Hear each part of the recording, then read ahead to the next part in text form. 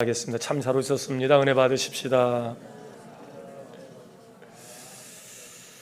오늘 말씀의 시작은 교회적 사명에 관한 질문으로 시작하겠습니다. 여러분들이 전도자의 사명을 가지고 나가서 전도를 하다 보면 다양한 사람들을 만나게 되죠. 둘로 나눠볼게요. 착한 사람을 만나기도 하고 동네에서 손가락질 받는 악한 사람을 만나기도 해요. 여러분이 전도의 열매로 착한 사람이 많이 들어와서 예수 믿고 구원받기를 원하십니까? 아니면 손가락질 받고 좀 질이 좀 떨어지는 좀 그런 사람들이 많이 들어와서 예수 믿고 구원받았으면 좋겠습니까? 자, 1번, 2번으로 나눠서 1부 예배 때는 제가 투표를 안 했습니다만은 2부 때는 한번 투표를 한번 해볼게요. 충청도 사람들의 표심은 절대 얘기를 안 하는 거예요. 한번 오늘 해볼게요. 1번. 둘 중에 하나는 들어야 됩니다. 2번. 거봐. 나머지는 안 되는 사람은 어느 쪽이 많을까 이렇게 있다가 그 줄 탈라고 말이죠.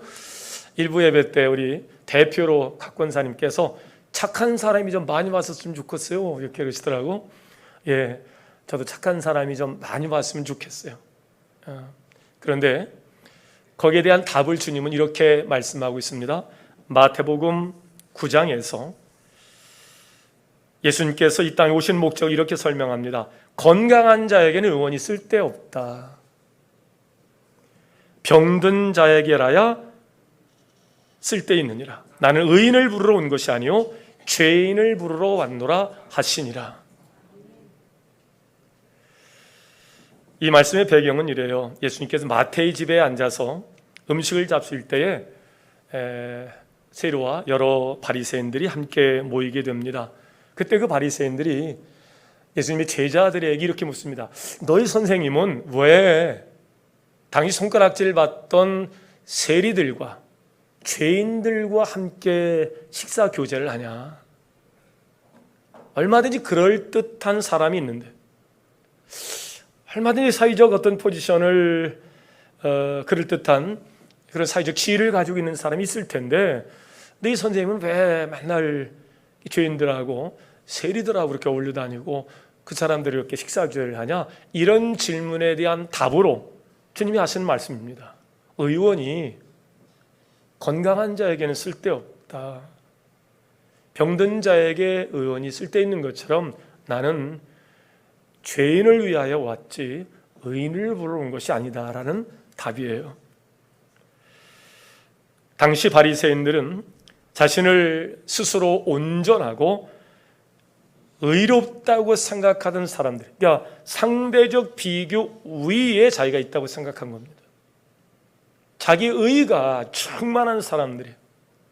다른 사람들은 다 죄가 많은 거예요. 다른 사람이 나는 의롭다는 거예요. 그래서 그 의로움을 표현하기 위해서 많은 사람이 보는 곳에서 기도를 하는 거예요. 그곳이 어디겠습니까? 사거리죠. 이쪽 저쪽에 오는 사람들이고 저 사람은 기도하는 사람이네. 그러다가 사람이 없으면 또 기도 안 해요. 일주일에 몇 번씩 금식하면서 나는 육으로 사는 너희들하고는 다르다. 다른 사람들과 달리 하나님이 주신 지혜로 또 정결한 삶으로 살고 있기에 너희들과는 다르다. 항상 이런 생각을 가지고 있었던 자입니다. 그래서 그들의 판단에 당시 죄인이라고 여겨졌던 이 세리들, 그 죄인들과 왜 예수님이 저렇게 식탁 교제를 하실까? 이해가 안 돼서 물었던 질문입니다. 이 질문에 대한 답을 주님이 말씀하고 계십니다만은 이 본문은 당시 바리새인들에게 한 이야기입니다만은 저는 오늘 이 말씀을 저와 여러분이 들어야 할 말씀으로 오늘 설교의 서두에 이 본문을 소개하고 있는 겁니다. 현대판 바리새인들은 어떤 자들입니까? 옛것을 고집하고 겸손히 복음 앞에서 자신을 복종시키지 못하는 현대판 바리새인들. 그래서 회개가 없는 신앙생활을 꽤 오랜 시간 동안 현대교회가 하고 있습니다. 언제 하나님 앞에 눈물을 흘려서 내가 죄인임을 죽었던 자리에서, 아니 죽을 수밖에 없었던 죄인이라는 사실을 고백한 시간이 언제이던가요? 예수님의 십자가를 통해 주어진 하나님 아버지의 그 자비와 은혜가 얼마나 크고 놀라운 것인지 그 은혜에 감사하는 마음보다는 상대의 죄성을 공격하고 원망과 불평으로 일관하는 현대판 크리스천들, 현대판 바리새인들, 그러기에 그 은혜에 감사하여 예배하지 못하고 예배에 감격이 없는, 그래서 사람들을 용납하고 용서할 줄을 모르는 현대판 바리새인들, 그 현대판 바리새인이 저와 여러분 아닌지를 먼저 자문하면서 오늘 말씀을 시작하겠습니다. 제가 얼마 전에 페이스북에 이런 글을 옮겼어요. 대한민국의 정치꾼들은 정말 그 수준을 어떻게 설명하기가 어렵다. 우리가 대선을 치르면서 정말 나라가 반쪽 나지 않았어요? 50대 50에 전쟁을 치르듯 대선을 치렀습니다. 팬데믹 코로나 현상에 전 세계가 지금 긴장을 하고 있습니다. 앞으로 어떤 세상이 올까? 방금 우리 기도하시는 권사님 기도처럼 러시아의 우크라이나의 침공으로 전 세계가 또 경제적으로 또 군사적으로 또 외교적으로 굉장히 어려운 상황입니다. 러시아의 군사적 행동이 왠지 좀 석연치 않고 별것 아니네. 러시아가 여러분 대단한 나라입니다. 그게 가지고 있는 영향력이 굉장히 큽니다. 당장 이제 유가가 코로나로 고통을 받고 있는 전 세계에 미치는 영향이 벌써 수치로 나옵니다. 미국을 중심으로 해서 함께 동맹국들이 비축유를 좀 개방을 하자 임시방편으로 그렇게 해결해 보려고 합니다만은 분명 한계가 있을 것이고요. 그 우리는 바깥대로 또 나라는 나라 안으로 내후외환을 겪고 있는 이런 상황에 또 지방선거를 얼마 앞두고 이 진흙탕 싸움이 계속되고 있다는 사실이죠. 오늘도 그런 상황 가운데 국민들은 대통령 부인의 옷감 이야기로 떠들썩합니다. 지금 그럴 때인가? 지방선거를 앞두고 대선에 계속되는 진흙탕 싸움에 국민들이 겪고 있는 피로감을 정치인들이 모를 리가 없을 터인데, 여러분 박근혜 대통령 탄핵 때를 기억하십니까? 세월호 사건 때 박 대통령이 그 시간에 성형수술을 했느니, 마약을 했느니, 정윤의 호텔에 있었느니, 무당을 불러 구술했느니, 머리를 꾸미느라 화장대 앞에 4시간을 보냈느니, 옷값이 어떠니, 헬스트레이너와 그 시간 무슨 짓을 했느니, 야당 패널과 야당 대변인들이 하루 종일 그 얘기를 해요. 그게 국민들이 부안해동하고 대통령 탄핵하고 새로운 정권이 세워졌습니다. 국민의 거는 기대가 굉장했습니다. 그 부담에 문재인 대통령도 그런 좋은 나라를 만들려고 그랬는지 이제 그가 내걸은 캐치플레이는 통합이었습니다. 그래, 통합을 해야 되겠다. 그러나 얼마 지나지 않아서 그의 정권과 또 정치인들이 보인 일들은 정말 지긋지긋한 내로남불에, 그것이 문재인 정권의 트레이드마크처럼 국민을 어렵게 했습니다. 이제 그만해야 될 때가 왔습니다. 그여 비열하고 수준 낮은 개도 안 먹는 그런 일들을 언제까지 우리가 반복해야만 할까? 그런 정권 가운데서 새로운 정권에 국민들이 힘을 실어줬으면 윤석열과 그와 함께하는 정부 관료들은 지난 몇 년간의 그 고통을 국민들에게서 벗어줘야 되는데, 이제 인수인계도 다 맞추지 않은 상태에서 또 나온 이야기는 현 대통령 영부인의 옷이 몇 벌이고 그 옷값이 얼마나 되느냐. 이제는 득아품할 때가 왔다고요? 아닙니다. 지금은 득아품할 때가 아니고 성숙을 보일 때입니다. 대한민국의 시계를 언제까지 붙들고 그런 망나니 짓을 계속해야 될지. 몇 년 전 거듭거듭 몇 번 말씀을 드린 적이 있습니다. 보복은 보복을 낳는 것이다. 사람을 억울하게 하면 안 된다. 그 몸꼴에 어느 장로님이 이런 댓글을 달았습니다. 문재인, 이재명 구속시키고 조용히 할 겁니다. 어떤 분은 내로남불은 이제 그만해야죠. 죄 없는 분의 옷이 얼마나 하며 죄를 만들어 떠들던 저들입니다. 저들은 잘못을 해도 된다는 생각을 버리게 해야 합니다. 만인은 법 앞에 평등해야죠. 어느 분은 이 문제는 취사 선택의 문제가 아니라고 봅니다. 서로 적당히 인정하고 타협하는 정치는 망하는 길입니다. 어느 장로님이 또 댓글을 달았습니다. 그래도 짚을 건 짚고 나가야죠. 범죄 행위잖아요. 어느 목사님이 또 댓글을 달았습니다. 어느 목사님은 어제의 원죄를 해결하지 못하고 현재의 자범죄를 해결할 수 있겠습니까? 제 몸꼴에 걸린 댓글입니다. 적폐, 오랫동안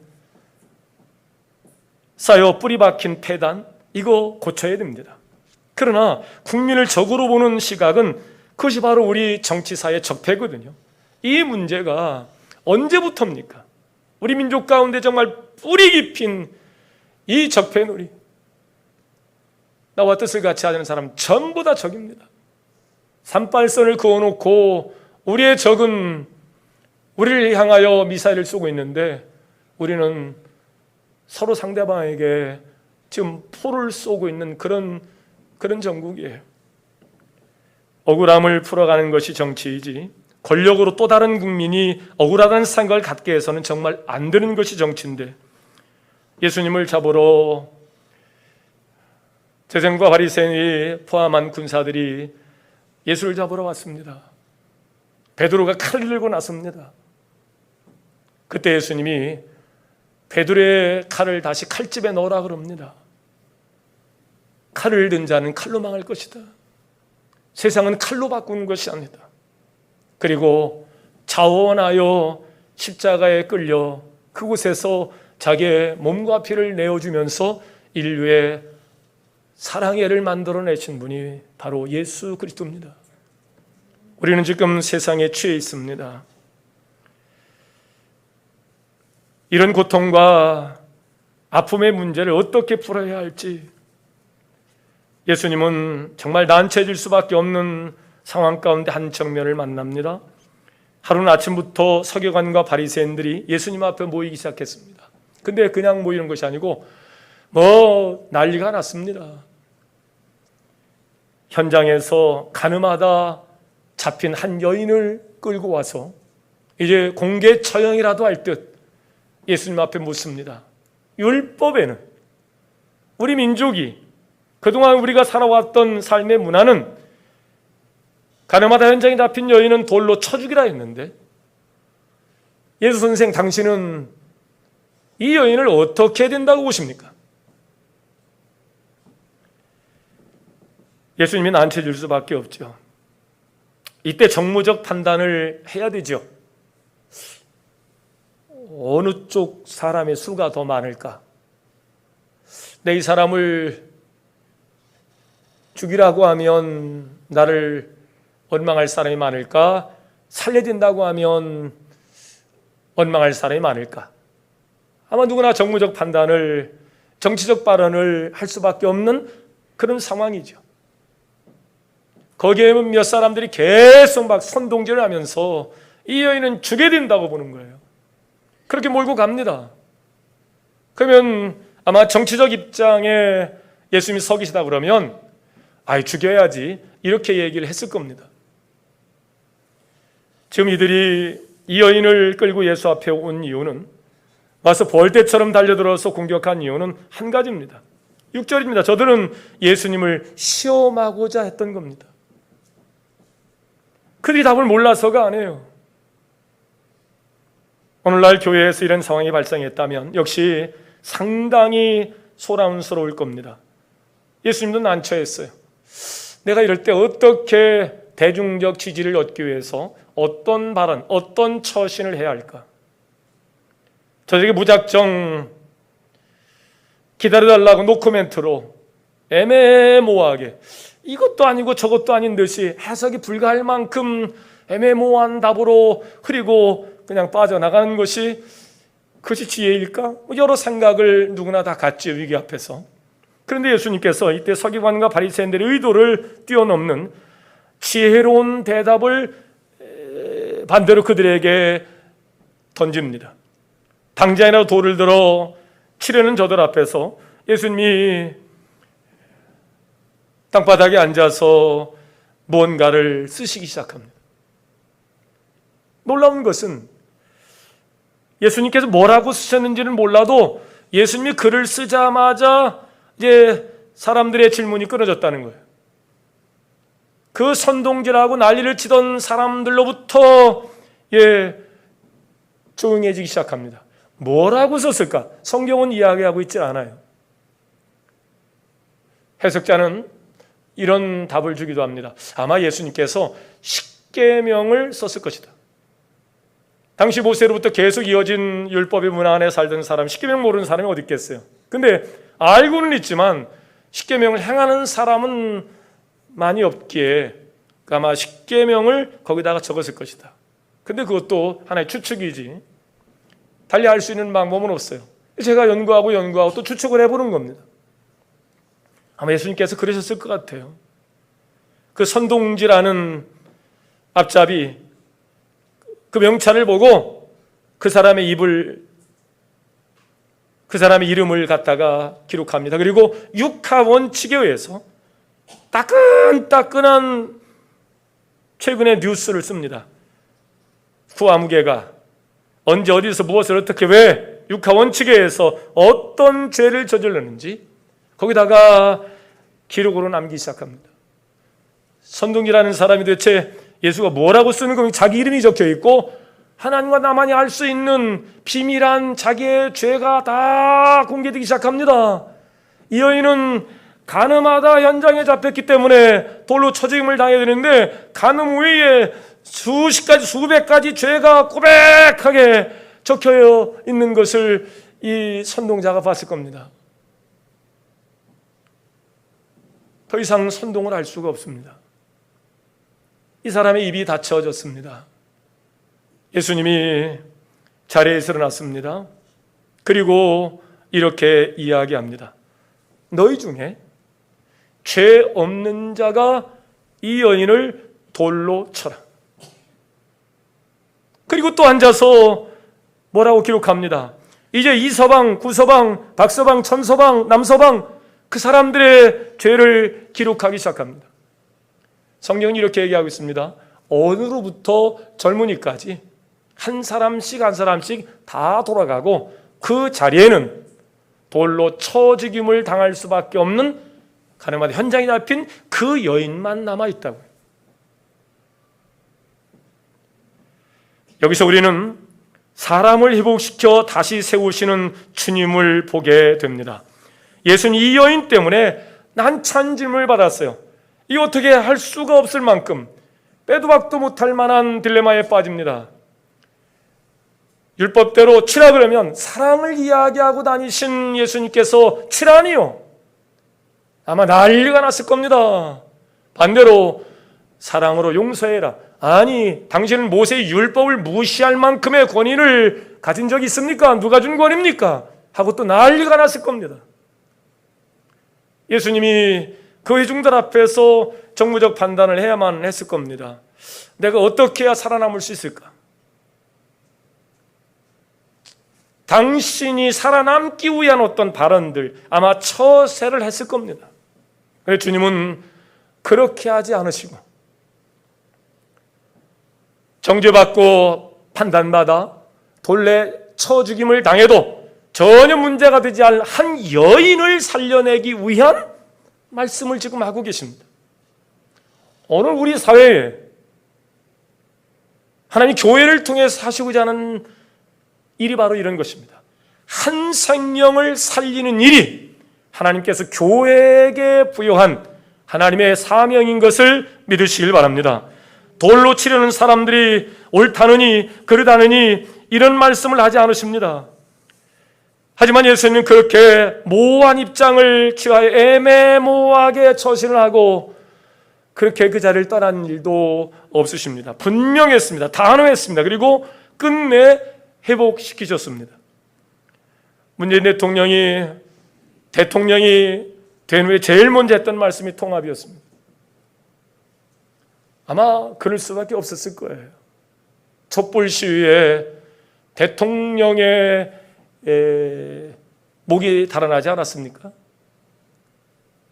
아마 그렇게 세워진 대통령이기에 아마 이 나라가 너무 사나워지니까 통합을 하자고 그렇게 취임 소감을 말씀하셨을 겁니다. 그리고 취임사에서 이렇게 세계적인 취임 연설문을 소개했습니다. 지금 생각해봐도 정말 멋진, 대한민국 대통령 정말 멋진 취임사였습니다. 기회는 평등하고 과정은 공정하고 결과는 정의로울 것이다. 그러나 적폐누리와 내로남불은 문재인 정권의 국정 운영의 트레이드마크가 되었습니다. 이제 새로운 윤석열 대통령이 세워졌습니다. 역시 당선 소감의 가장 큰 주제는 통합이었습니다. 50대 50이니까요. 그리고 취임식도 하기 전 지금 쏟아 나오는 이야기들이 김정숙 여사의 옷감 이야기입니다. 어쩌자는 겁니까? 또 어쩌자는 겁니까? 이제 그만둬야 됩니다. 제 페이스북에 올린 것처럼 개도 안 먹는 그런 짓은 이제 그만해야 됩니다. 더 이상 국민을 둘로 쪼개는 짓은 하지 말아야 됩니다. 누가 누구를 정죄한단 말입니까? 죄송해요, 이런 표현이요. 모두 그놈이 그놈 아닙니까? 서로 못 잡으면 야단 났습니다. 감싸주고 칭찬해주고 덮어주고 밀어주고 끌어주고 이런 게 없어요. 인수인계부터 싸웁니다. 나쁜 사람들입니다. 다음 세대에 본인일 것이 아무것도 없는 짓들을 지금 서로 하고 있습니다. 오늘날 정치인들은 이런 모습을 보면서 예수님도 애매모호하게 내로남불로 만약 정치를 하셨다면 그 여인은 어떻게 되었을까? 그 선동하는 회중들도 이 여인에겐 관심이 없습니다. 예수를 죽이고자 위험했습니다. 만약에 예수가 정치가로 섰다 그러면 이 여인에겐 관심이 없었을 겁니다. 누가 내 편이 들고 내가 어떤 이야기를 하여 내 편이 많아질까? 아마 이 이야기로 그 사건을 마무리했을 겁니다. 즉 돌로 쳐야 하느냐 아니면 그냥 덮어두느냐가 문제가 아니었던 것이죠. 굳이 이야기하자면 결국 작은 신음에도 응답하시는 하나님의 뜻이 가정에도 교회에도 나라 민족에도 없어져 가고 있습니다. 다 현대판 바리새인들처럼 상대적 비기 우위에 판단만을 받을 만한 일을 했으니 너는 판단받아야 되고 나는 판단하는 자리에 마음껏 서 있는 것이죠. 그러면 이 세상을 살아가는 겁니다. 조금도 유익이 없는 일들입니다. 시대가 바뀌고 또 정권이 바뀌면 또 억울한 자는 외칠 것이고 또 적폐의 대상은 또 외칠 것입니다. 교회는 정치를 하면 안 됩니다. 교회는 선동질을 하면 안 됩니다. 교회는 살리는 곳이 되어야 합니다. 주님께서 그 여인을 한 사람으로서 또 한 사람의 성도로서 설 수 있게 하셨던 겁니다. 이것이 바로 예수님의 관심이었습니다. 돌로 치느냐 마느냐가 아니라 이 여인이 하나님의 자녀로 설 수 있는가에 관심을 두었던 겁니다. 우리는 이 하나님의 뜻을 찾아야 합니다. 이 나라와 민족의 오늘의 사건 속에서 하나님의 뜻을 찾아야 됩니다. 교회에 대한 사명을 찾아야 됩니다. 어느 쪽에 선동되어서 일회일비하는 일이 교회가 돼서는 안 됩니다. 교회는 중심을 가지고 이 시대에 외쳐야 됩니다. 지금 그럴 때가 아니라고. 지금 그럴 때가 아닙니다.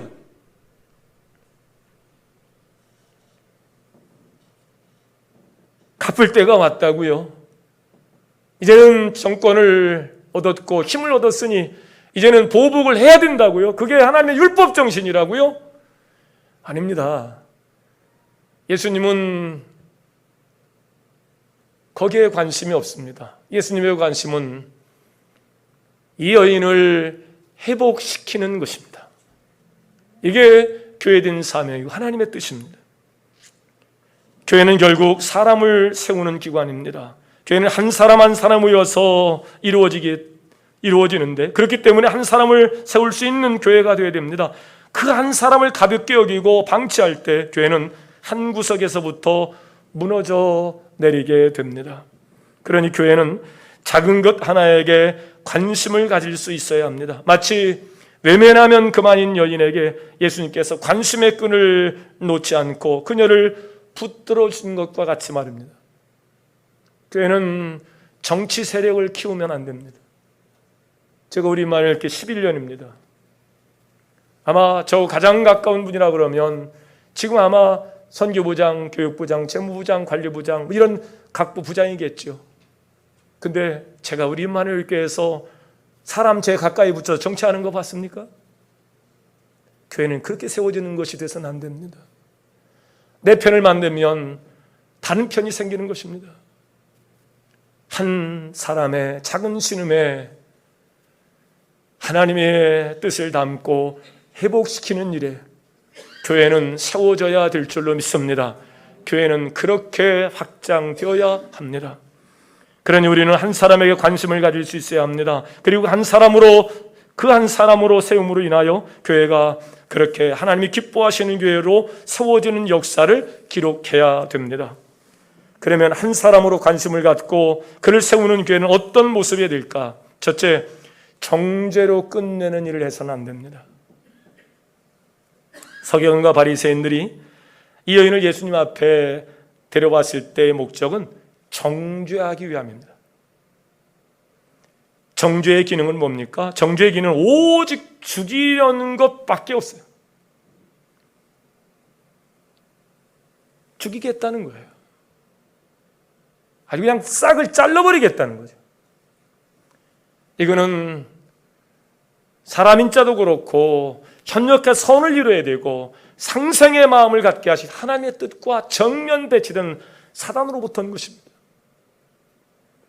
그래서 정죄의 기능을 다른 말로 표현하면 판단, 비판, 비난입니다.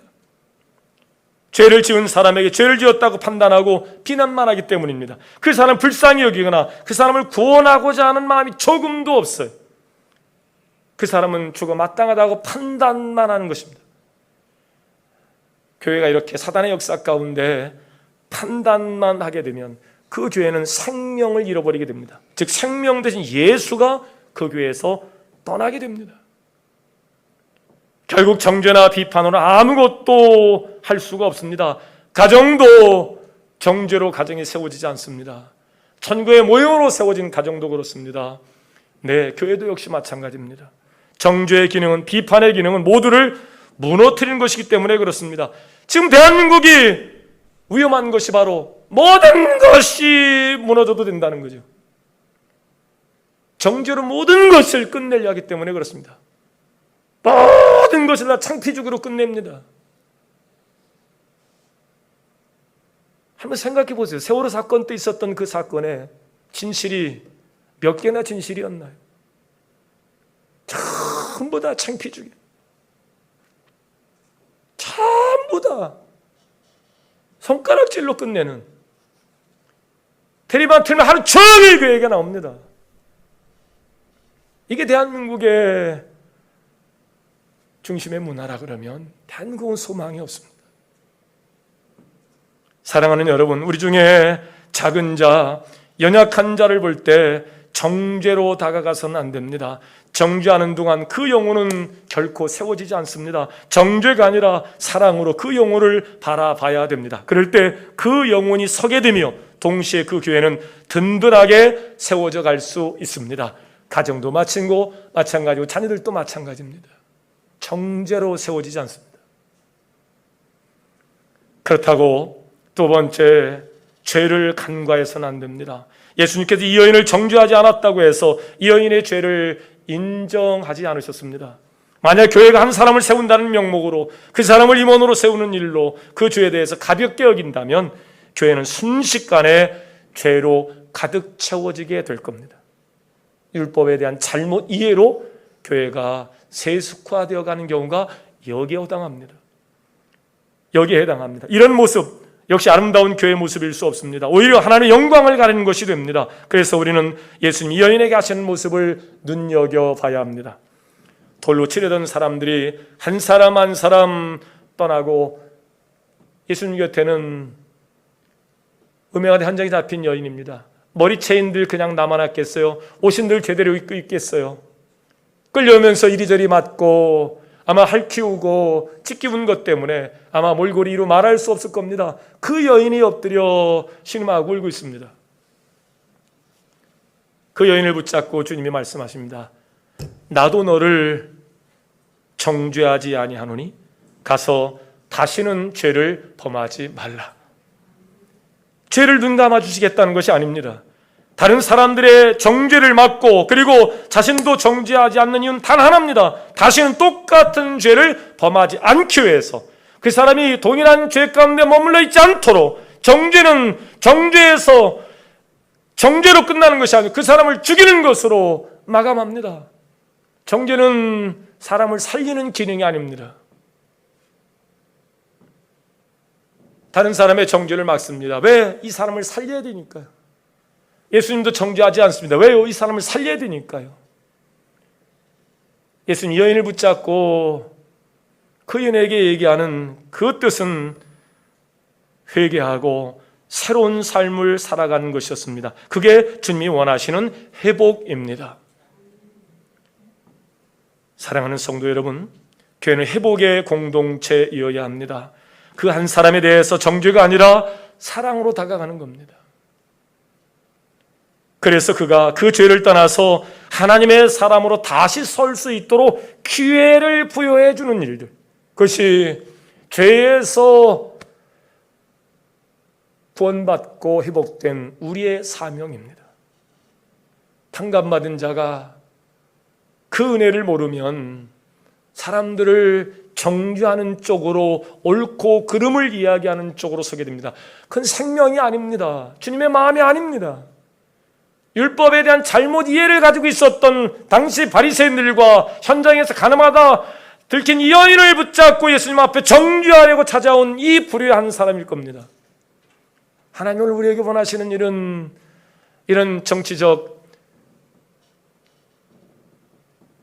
정무적 판단에 의해서 정치적 발언을 하는 그런 성도가 되기를 원치 않으십니다.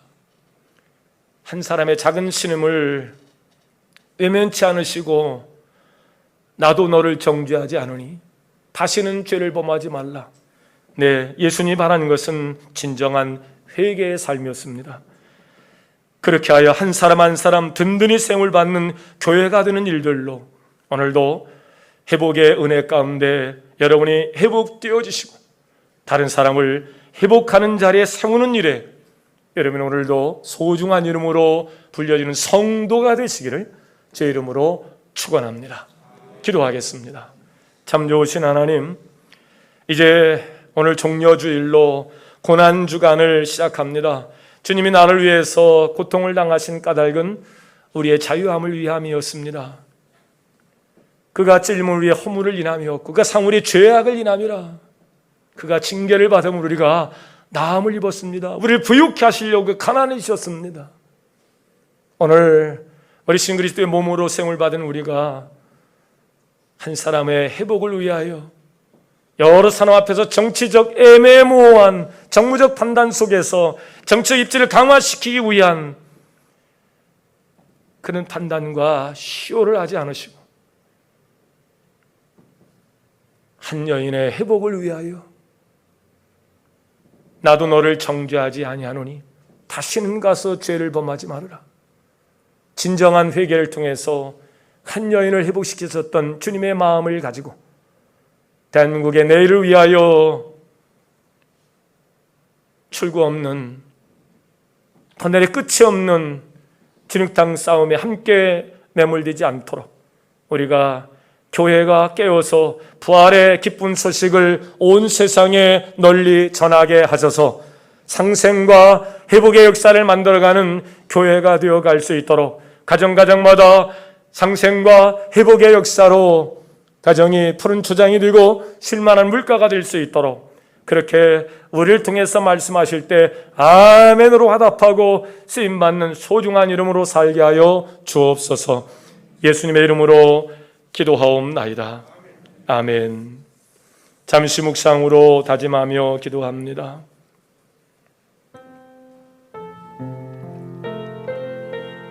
억울하지요. 왜? 내가 당했으니까요. 그 억울함을 담는 것은 예수 생명이 없을 때의 삶이었습니다. 죄로 인하여 죽었던 자리에서 우리를 건져내신 하나님의 사랑을 받은 자로서 그 안에 새로운 생명의 역사를 시작한 우리로서는 동일한 일로, 동일한 죄의 딜레마에서 터널의 끝이 없는 그런 진흙탕 싸움에 함께 머물러 죽어가지 않고 상생할 수 있는, 사람을 살릴 수 있는, 나도 너를 정죄하지 아니하노니 가서 다시는 죄를 범하지 말라. 정죄하지 않는 이유는 단 하나였습니다. 다시는 똑같은 죄를 범하지 않길 바라는 마음이셨습니다. 즉 예수님이 바라는 것은 회개하고 새로운 삶을 살아가는 것이었습니다. 그게 주님이 원하신 회복이었습니다. 사랑하는 성도 여러분, 은혜 위에 부름을 받았습니다. 그 은혜로 넉넉한 은혜의 자리에서 은혜를 말하십시다. 정죄로 끝낼 것이 아니고 그렇다고 죄를 간과해서도 안 될 것이며 반드시 회복을 위하여, 회복시키는 일을 위하여 우리가 불려지는 이름, 소중한 이름, 그게 쓰임받는 이름으로 살겠습니다. 다짐하는 여러분의 아름다운 고백을 하나님께서 기뻐하십니다. 함께 일어나 찬양합니다.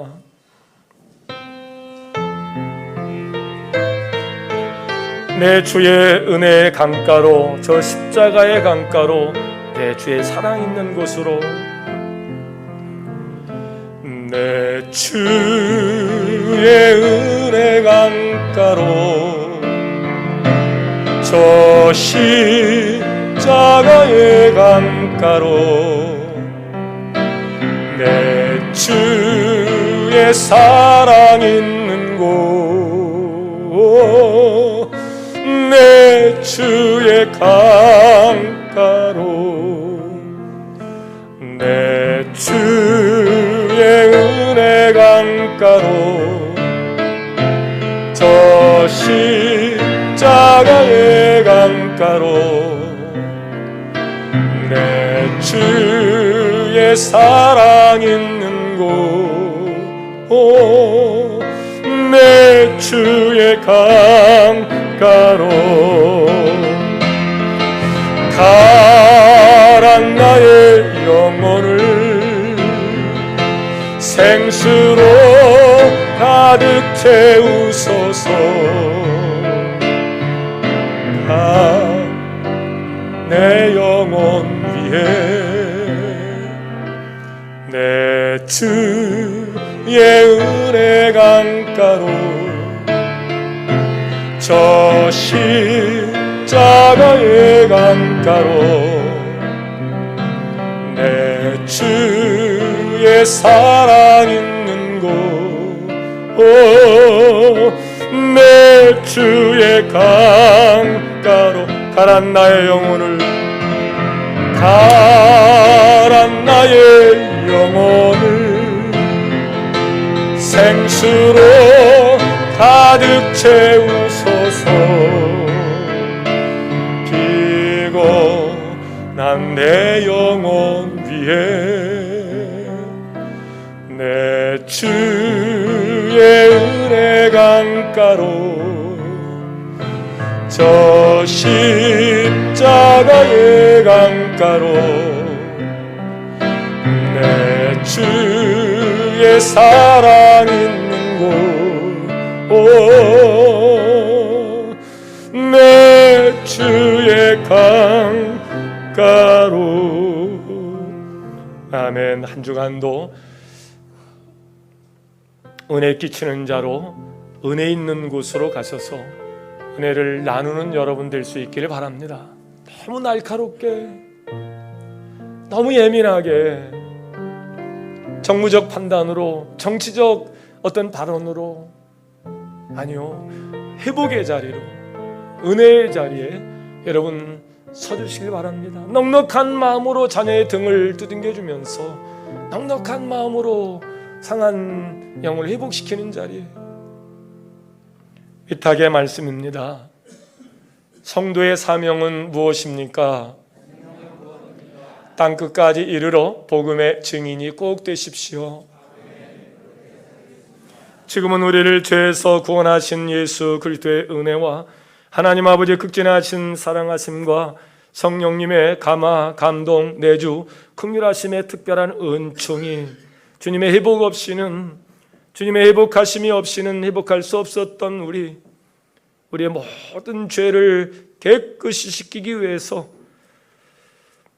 십자가에서 물과 피를 다 쏟아내신 그 사랑으로 회복되었고 예수 생명을 가진 자가 되었으니 우리도 예수와 같이 칼을 든 자가 되지 아니하고 한 심령의 작은 신음을 회복시킬 수 있는 자리에 설 수 있도록 오늘도 아름다운 고백과 다짐으로 돌아가는 모든 교우들의 머리머리 위에 지금부터 영원토록 함께하여 주옵시기를 간절히 축원하옵나이다. 아멘.